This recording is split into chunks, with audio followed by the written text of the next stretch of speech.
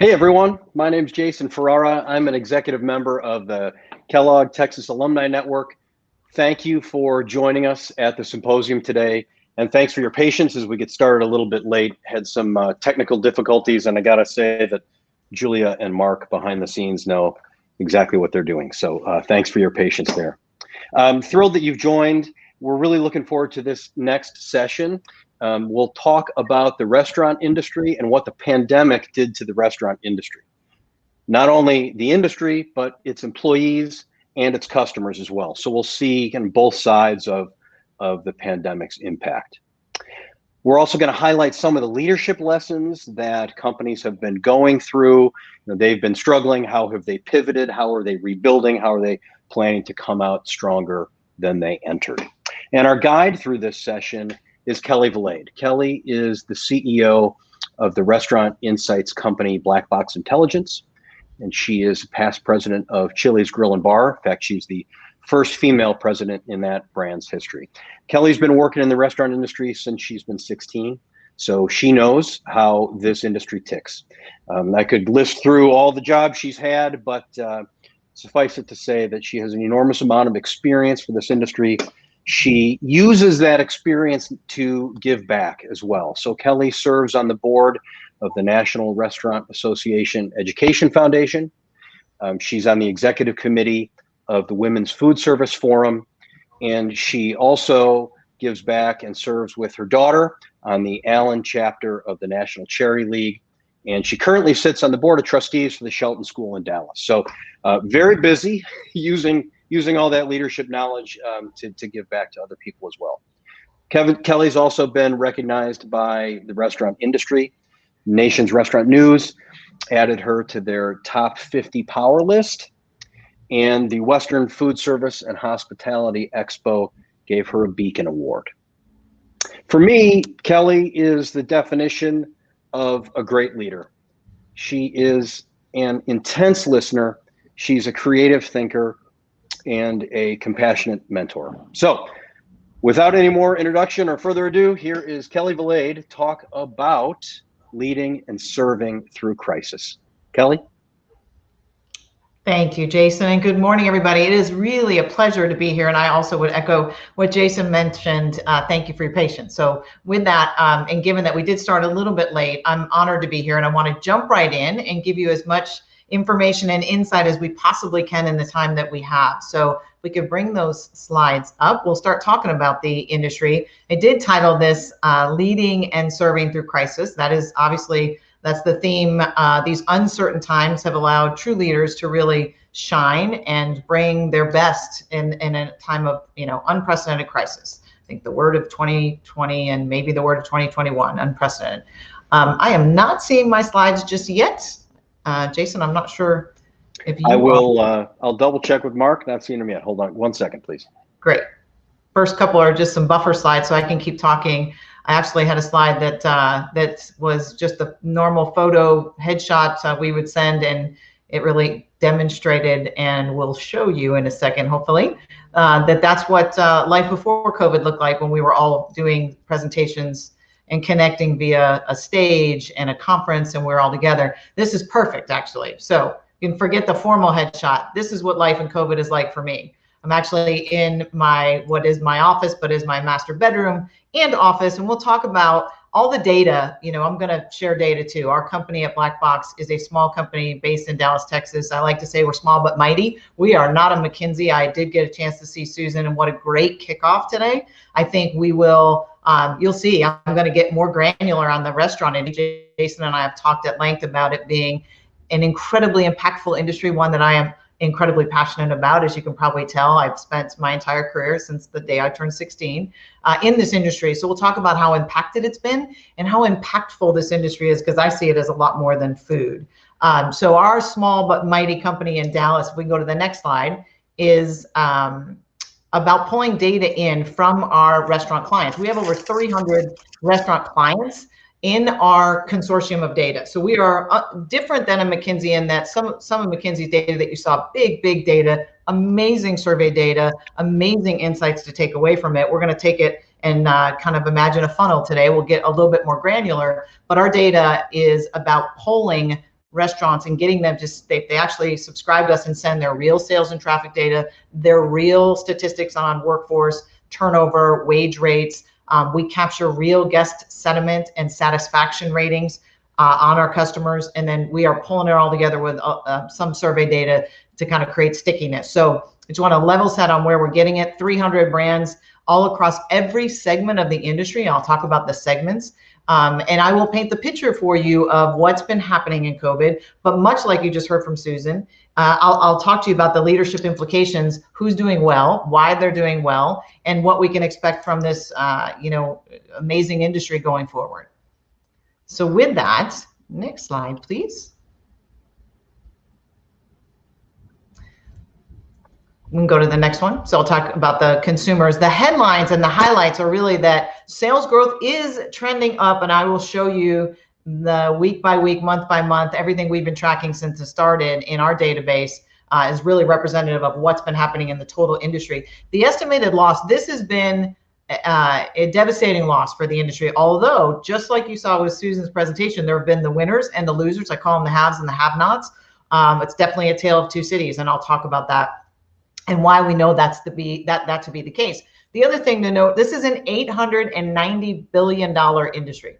The size of an employer, the kind of employer this industry is second only to the government. So this is a huge industry. The losses are expected to be 250 billion that were since it started. So almost a full year on a loss of 250 billion so far. 8% of chains today are either temporarily or permanently closed. There's close to 1 million locations out there today. So you can just imagine almost 100,000 of them are either closed today or may permanently close. Significant variability by the segments and the geography where you're living, just like there is for all the other statistics in this very uneven recovery. Off-premise has led the way. That's your takeout, your curbside, your third-party deliverers bringing food to you. That has obviously been the huge phenomenon activated and catapulted by huge digital adoption. We'll talk about that a little bit. You've heard a little bit about that already. And then finally, I like to say clean is the new ambiance. We coined that phrase very early on. Safety and cleanliness will continue to be job one for folks to feel safe and feel trusted in the environment of a restaurant going forward. We'll go to the next slide. And we're going to work quickly through these. So very high level. If you go and look at March and you look at, this is the trajectory since it happened. If you look at March, it was when there was an announcement about restaurants maybe not being safe, stay-at-home orders started. They became nationwide stay-at-home orders. I like to say it got very real in my household when Tom Hanks and Rita Wilson got this virus. And then we all thought, wow, this could happen to anybody, right? And I don't make light of any of it, but that's when it really started to feel real, when all these things happened. And the plummet that happened, the free fall, down 66% for restaurants in March, is obviously very different today. Again, I'll show you an uneven recovery, but our last week's data have been in around that -3.7 to -4% for the total industry, If you look at it beyond this, go to the next slide.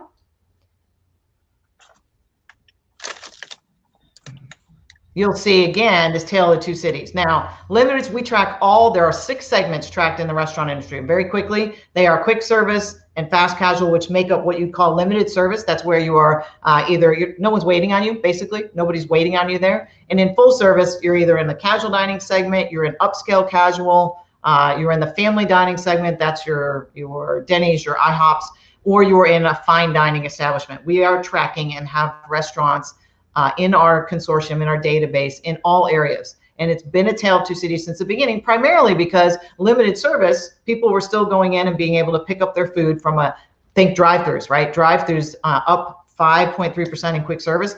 That's because of drive-thrus, and that's because the ability to be frictionless and the ability to just drive through, not have to worry about interacting with a lot of people. Full service has obviously been hit a lot harder. Some winners in full service as well, but just a really tough go of it for many of them. Next slide. And limited service, so those quick service restaurants and those fast casual restaurants like a Chipotle, a Panera, those would be fast casual. They have grown market share. So back when this pandemic first hit, you could see, look at the huge growth in market share for grocery that happened at almost 77% at one point, right? Everybody said, forget it, I'll cook everything from home. People then got quickly tired of doing that and wanted another avenue, obviously. So limited service has grown share over this time and taken it from grocery over time. Online groceries, that little line at the bottom, that's your Amazon Fresh Cart, your Blue Aprons, your Home Fresh, all those solutions that put food at your door, and you're still making it. I'm surprised at how little it is, but this is share of wallet, and it continues to be a lot of conversation about it, a lot more adoption. The adoption has grown significantly, but it's still a really small share of wallet. So you can see where the rest of people spending is on food, and this has been fascinating to watch as well. Next slide. Off-premise, this is what I just mentioned. This is either I call in an order to pick up, I use the company's mobile app. Lots of people learning. The adoption rates have skyrocketed in this. It is a phenomenon. You saw when restaurants closed, that blue line is when restaurants had to close their dining rooms everywhere, basically, when it was consistently closed everywhere. Back in late spring, early summer, what you saw was everything moved to off-premise. So, and that's not enough for restaurants to sustain themselves, by the way. It was incredibly difficult. They got, Susan talked about resilience, a fabulous word. They were resilient. They were scrappy. They started giving toilet paper away with every to-go order.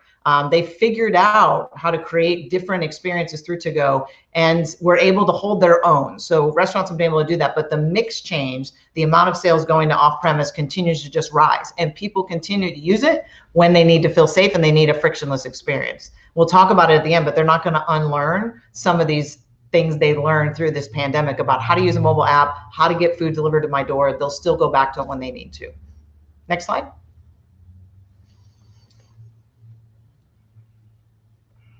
There's also a big gap, and I'm hitting us lightly, just to let you know, again, another trend that's happening, big gap between sales and traffic. This means that the amount that you're paying for that same food, to some extent, has gone up pretty significantly. Some of that is meal bundles. Think the bucket of chicken, doesn't matter which brand, but the bucket of chicken along with a gallon of iced tea and the desserts. There's family bundles happening everywhere. That's taking the check up, but it's also prices. There are also prices being, people are taking price. Your grocery bill is higher, absolutely higher. And you're seeing the same thing in restaurants. And some of that, as you'll see in these next two slides, we'll just quickly go through those. Next slide. The value sentiment, what people say, value is about what I get for what I paid. So value sentiment is down. So people are paying for it because, again, remember, they care about safety first. So they're paying for it. But at some point, these value scores will have to return to where they were pre-COVID levels. So in other words, the consumer really does know when they're paying more, and they're kind of going, well, I don't know if that was quite a great value anymore. Next slide. This is coupled by the fact that their consumers are smart. This is real comments, real tone, and tenor out of our social platforms. So when we pull this out, we're looking for what are they really saying? Do they notice the prices have increased? And the answer is yes, they do. So they notice the prices, safety first. So they may take it. They're still giving you lower value ratings, but over time, that equation's got to be solved for. And restaurants are trying to figure out what to do here because, as you'll see in this next slide, they are struggling because they've taken on significant losses. This has been, you see the billions lost in the airline industry every day, billions lost. And in this industry, 250 basis points is 250 points on their P&L is a lot on a P&L that is really pretty low margin to begin with. So these are devastating losses for them. That, in a nutshell, is kind of really the macro. I want to get in, I think next we've got the consumer and what's really the headset of the consumer. So let's get right into it on the next slide. The consumers that we've been tracking in terms of their behaviors, or rather their mindset about this, since the very beginning, there's been these 5 cohorts, and this is a group, Lisa Miller and Associates, that we partner with. Those 5 cohorts, people have bounced around from, am I willing to be out the door first? Am I going to wait and see and take it out there and take it slow, wait and see, or am I anxious or very anxious? That anxious and very anxious, those 2 cohorts we've been watching all along. We've been mapping it to our sales and traffic data, and you'll see they map really, really well. When people become less in that less anxious category, anxious and very, the sales go up in our database. So the next slide will show you that. So again, when people are less anxious, according to just their surveys, not consumers don't always do exactly what they kind of say. In this case, when they become less anxious, they absolutely are going out and visiting restaurants more, which is a good thing. Next slide. The biggest shift, and one of the biggest things that will keep people from going to restaurants, obviously less cases, is a huge part of it. Less cases, a vaccine, and not full inoculation, all those things. But there still remains so much data out there about not only about how safe it is to be in a restaurant, but until traffic patterns are become similar again, and they may never go back. We know this work from home trend may never go back to what it was before. But until people are going out and leaving the house to go to work, all the patterns now of when I will go get food, how I will go get it, they remain in flux, right? And remain to be seen how much time people will actually spend visiting a restaurant for lunch. It's not going to be the same if they're all still working from home, and we don't expect that to change. You heard that from Susan as well. So next slide. I've said this already, clean is the new ambiance. Ambiance, a fancy word for everything that has to do with the appearance of the restaurant, how clean it is, the decor, the lighting, the music. And in elevated restaurants or fine dining restaurants, ambiance is a really fancy word for just everything around you. You can forget all about that. It's clean. It needs to be clean. That's what people want right now. Next slide. And so the guests are incredibly vigilant.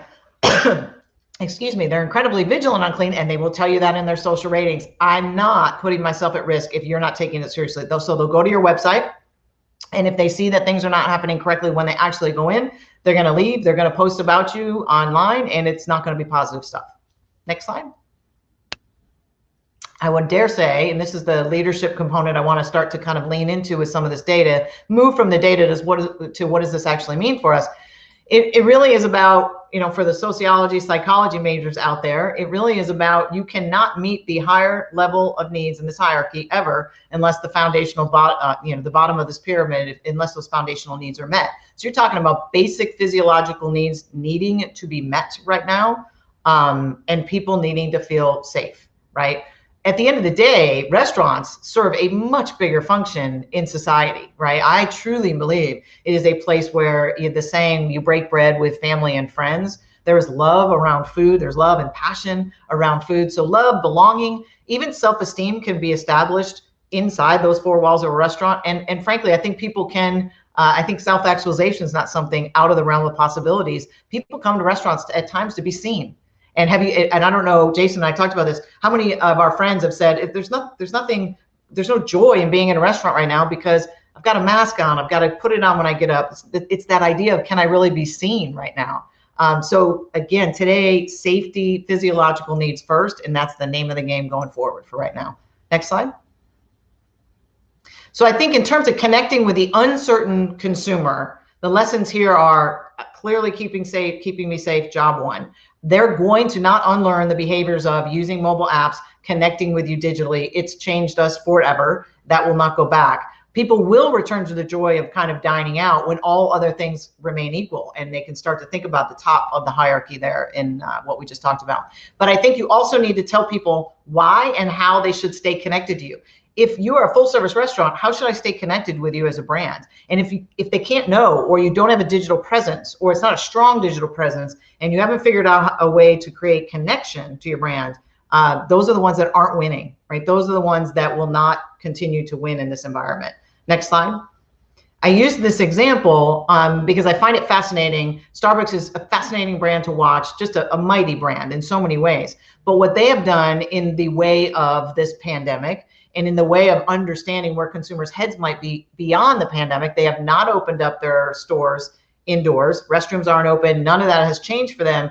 They're thinking and talking about drive-through only when, frankly, anybody that knows Starbucks knows they were always about the third place and the third place strategy. And the third place strategy was home, work, and Starbucks, and that they could be the place you hang out, free Wi-Fi, all that stuff, right? Starbucks made all that a thing. And so if you go to their website today, what I find fascinating is how quickly they pivoted and have now said connection is made differently. Think about how many people have Starbucks apps on their phone and they connect that way, but it's a community, and they make sure that the connection can still happen whether you're just going through a drive-through or whether you're a loyalty member. They've put the fences around all of their loyal members and guests and their employees to make sure everyone knows how to stay connected to them. So I find that a fascinating example. If you're going to have, no, you're good, keep going. I just find it a fascinating example. If you're going to have to think about how people should connect with me digitally as a brand, there's a way to do it. We know our teenagers do it every day. The workforce, so a huge impact on the workforce. If we go to the next slide, I'm going to paint the picture, but then I'll again show you those lessons. Unemployment still incredibly high, 6.7, though it's there's improvements. Obviously, where we, this summer was 13, 14%, and even then, with the amount of people furloughed, it was understated back then. There are still 5.1 million people unemployed as of January 9th, so huge unemployment numbers. And when you think about the impact of this industry, let's go to the next slide. It's a huge concern, huge concern. We asked our chief human resource officers, chief people officers, what are you worried about post-COVID? And staffing came up as the biggest problem. Now that may seem kind of ironic, perhaps, because there's unemployment. There's high unemployment would mean it'd be easier to find people, but the fact is it is not. And let me tell you why. First and foremost, on the next slide, we can point out that I would like to make sure everybody knows this is where my passion for the industry, my support for this industry is unwavered throughout this, and I'm blown away by the things I've seen happen.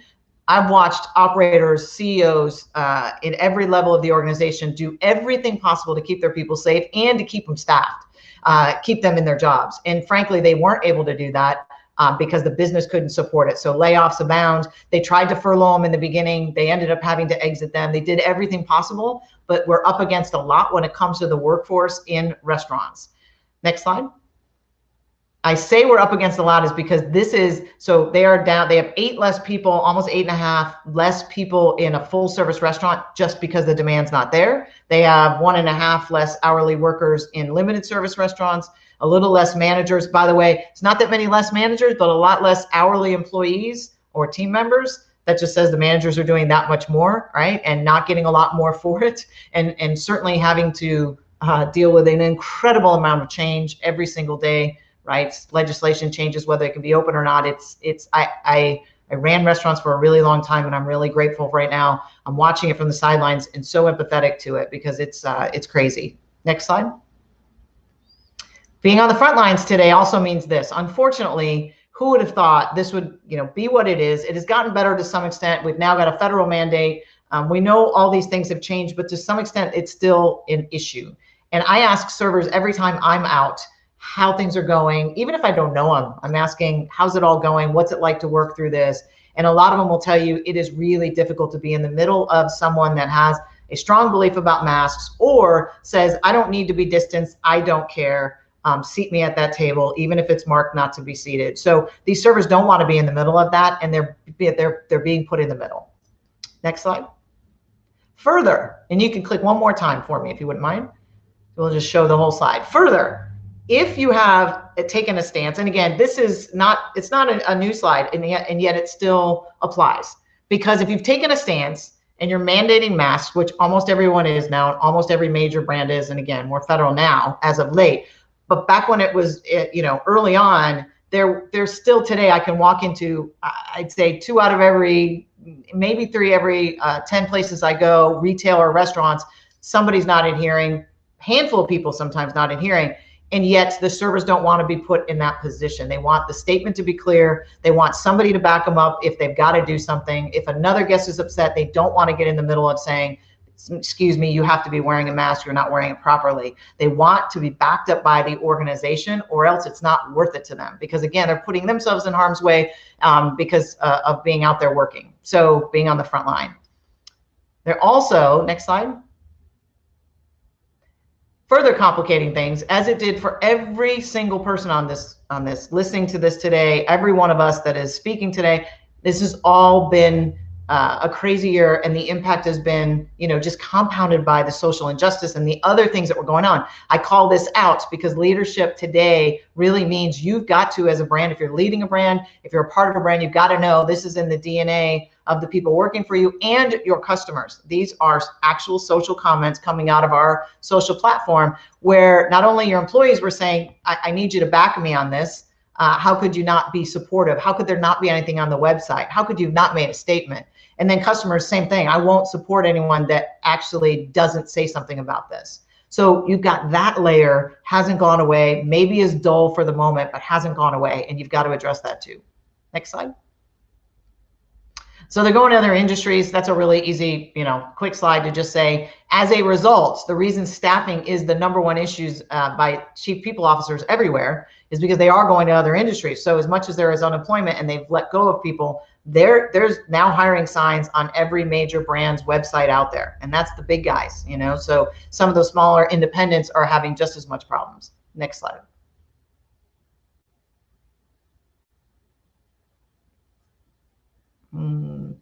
All right, last layer to this, as if that everyone's going to be thoroughly depressed. I think there's a silver lining, but the loneliness epidemic. So, and Susan mentioned it, and I could have listened to her for hours, and I might need to call her after and just talk through some of these things, because she had it exactly right as it relates to this as well. There is more social isolation than we've ever had. This stat came to me before the pandemic. So this is a 2019, not 20, 2019 study by Cigna Healthcare, where they actually asked people how lonely, how strong are the relationships in your life? And it was 60% said they were lonely before this happened.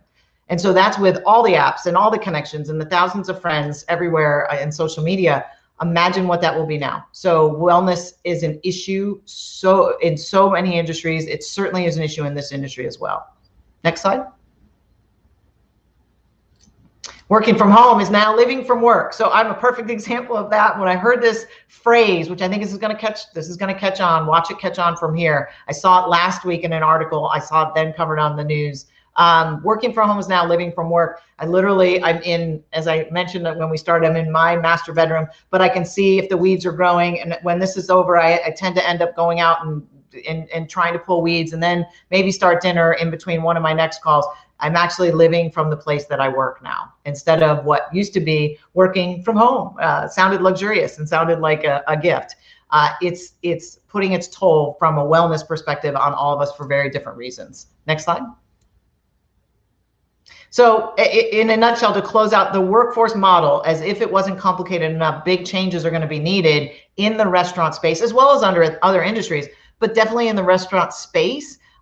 Because the challenges were there. This stuff has been compounded. Leadership in any industry right now, it takes on such a different form because of the complications that exist. The restaurant industry is no exception. Next slide. So from a leadership standpoint and connecting with your employees, you'll notice the same thing as customers. Keep me safe, right? So customers, keep me safe. Employees, keep me safe. Focus on mental health and well-being through offerings. So we've seen in our data a lot of different offerings. Telemed offerings are huge, but we've also seen a lot of our customers investing more in wellness benefits, hotlines to call, crisis hotlines, suicide prevention. They've unleashed it as many things as they can as possible to help their employees. Wellness checks are simple. We do it on my team. I'm a small company, but we literally send a check mark and it says wellness check. And it literally, we send that around to each of the employees at our company at least once a week. Create connection through community. So just like the consumer wants to know, how do I connect with you? Your employees want to know, create some community. We have a yoga and a meditation community at my small company where we've got links and we can all be doing yoga at the same time. Now, as corny as that may be, we're all doing something at the same time. And we're all talking after that about the session that day and the meditation we did. And there's a way of tracking those things and logging hours so you can see how many people are doing it with you. And then finally, establish a rally cry. Assure me it will be okay as much as you can, and assure me I will be okay. And those aren't easy things to do. As you'll see in a minute, transparency is really the name of the game, and making sure that people know you're telling them everything you can when you can. But make sure that you have a rally cry. We will be stronger on the other side. Here's how we'll be stronger on the other side. Have that rally cry, and if you don't have it already, it's not too late. Next slide. So the road ahead, trust matters more than ever. I think the next slide is just really showing you where I think things net out. So similar to Susan's slide about where the recovery would be, I totally agree with the K recovery that she talked about. But recovery in this case will be incredibly uneven. It's going to take longer, uneven by region, uneven by segment, as I've already mentioned. Safety is the name of the game. Digital innovation is table stakes. And then this workforce model needs work, to put it bluntly. Next slide. I've really said this a couple different ways, but people will return to the joy of dining out. Purpose does matter. Sustainability will matter more. Again, it's still safety right now. Digital presence is a must. People will not unlearn how to do this. Tap into technology solutions, and there's still time to do that. And then finally, invest in safety, improve engagement, create community well-being, improve safety for your employees. Next slide. So I think to summarize, both for if you think of the consumer, the employee, and what leaders really need to be doing, what better time? Vulnerability has long been a trait that I have studied, a skill, a trait that I've studied, and vulnerability is key always.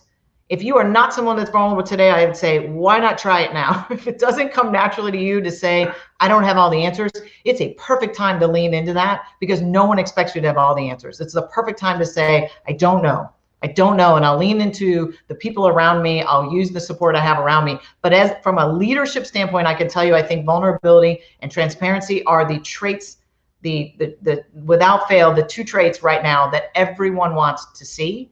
And if they know you're going through the same thing, they will connect differently to you. Lean into who you are. Do not try and create, your culture is what your culture is today. This wouldn't be the time to try and really change your culture or do something that you're not, be something that you're not. So lean into your DNA and lean hard into your DNA, the things that are special about your company. Stand for something and don't waver. We talked about that with social injustice, but people are looking for that. And again, they don't want to see you waver because there's a crisis or because there's something else going on, as hard as that may be. And then create connections through community. You can create a community. You can be a part of a community with a restaurant as a guest. Think about regular guests and how some companies treat those. Lastly, leaders face challenges with hope. Next slide. Hope isn't always a strategy, but leaders face these challenges today with hope. And I believe that more than ever. Next slide. I think the last thing I want to make sure is cemented for everyone. It's clear that, I hope it's clear by now, I love restaurants, and I think they serve a much bigger purpose. But we need restaurants for all those reasons, because it is a place where people can be seen and it serves a bigger purpose. Next slide. I learned this from Dan Cathy, and he is the CEO of Chick-fil-A. And they obviously do an amazing job, but he educated me on this one day when we were having a conversation. It was over an email. Restaurants are bigger than food, because they actually, the word restaurant actually comes from, you're good, Mark. The word actually comes from the French word to provide for, and restoration is what restaurants are for. And I think about that and how many times in my prior life at Chili's, I spent my time out after a catastrophe, after a tragedy, after a hurricane, after something that happened in one of our communities to one of our restaurants. And we were there to restore. We were there. We were the ones with power. We were the ones that could serve coffee. We were the ones that could provide shelter at times, much more than food. And that's the top of that Maslow's hierarchy of needs. Next slide. Last thing I've seen this restaurant do, go ahead on the next slide. It put their heart on full display.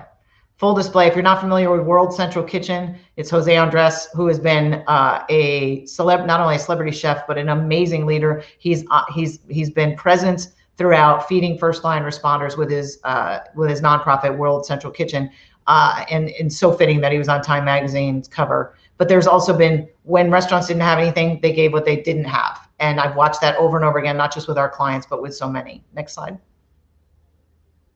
This is the last thing I'll tell you. I was driving to my favorite local restaurant. I think it's a sign. This was clear and present in front of me for miles as I drove on a highway here in Dallas.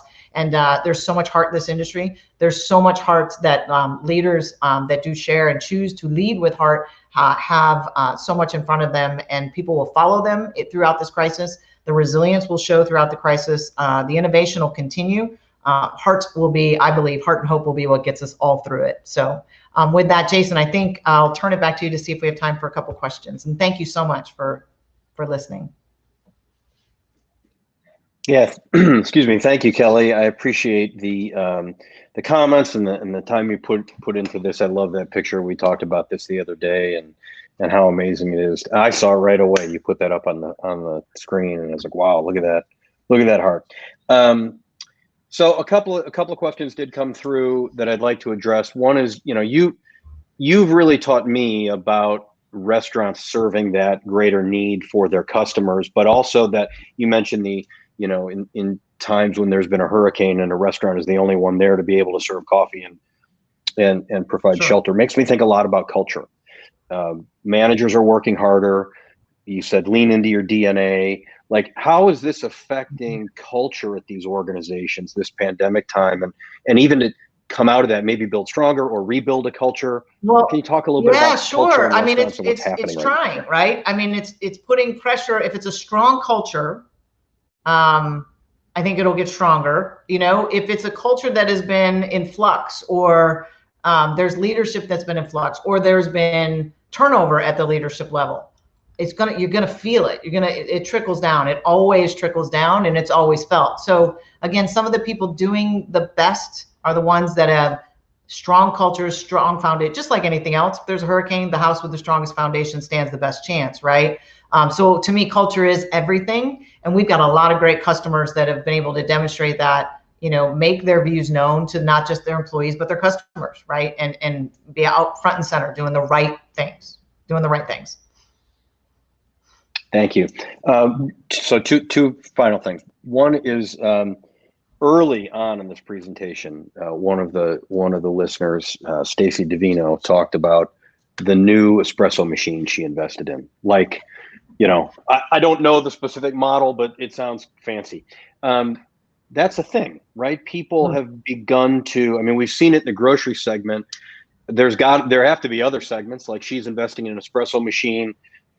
So, how's the restaurant industry adjusting to those challenges? I'm choosing my house instead of going out.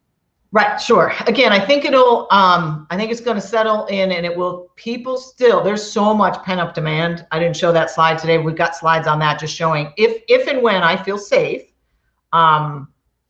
what's the first thing I want to do? When there was complete shelter in place, it was restaurants, haircut, and church. Right? Those were the top three things people said they wanted to do as soon as they felt comfortable. So the pent-up demand is absolutely there. Now, that said, one of the strongest categories in terms of growth right now is home goods. It is the coffee makers, and all the renovations happening. That's because that's what we're looking at all day, right? So Jason, you're remodeling. We talked about that.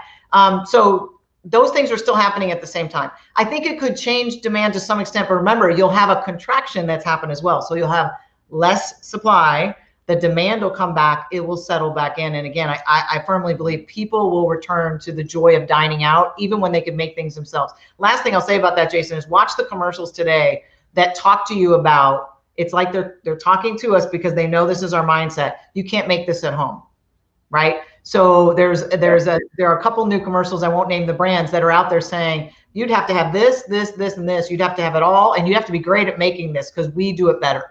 That there's a reason they're doing that, because they know people are buying the stuff, the panini makers, the coffee makers, to try and do it at home, because that's the option right now, right? So it'll come back. Yeah. I love my Rick Bayless cookbook. But it does. Right. Yeah. I love my Rick Bayless cookbook, but every time I open it, I'm like, well, I don't have any of those ingredients, so I have to. Next time I'm in Chicago, I have to go to the restaurant. Okay. The last thing, there are a couple of comments in the queue about the data. Sorry, there's some of that unavoidable construction noise I'm hearing.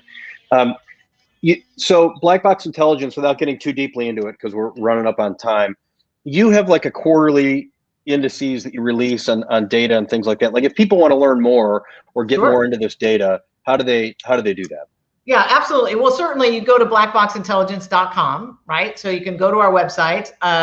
You can engage with us there. We have what we call a snapshot subscription, where if anybody wanted to subscribe to that in the industry, we've got different rates so people can connect with us and just get our top line index on a monthly basis. That's a really easy way to connect with us. But we push out content constantly. This is an industry that we love, but also we are highly invested. This is the only industry we operate in. We're highly invested in this industry surviving. So we've got content out there. If we don't know the answers, we have pages on our website to take you to legal, for legal advice, to the National Restaurant Association website, to Ecolab's website, right, for safety precautions and protocol.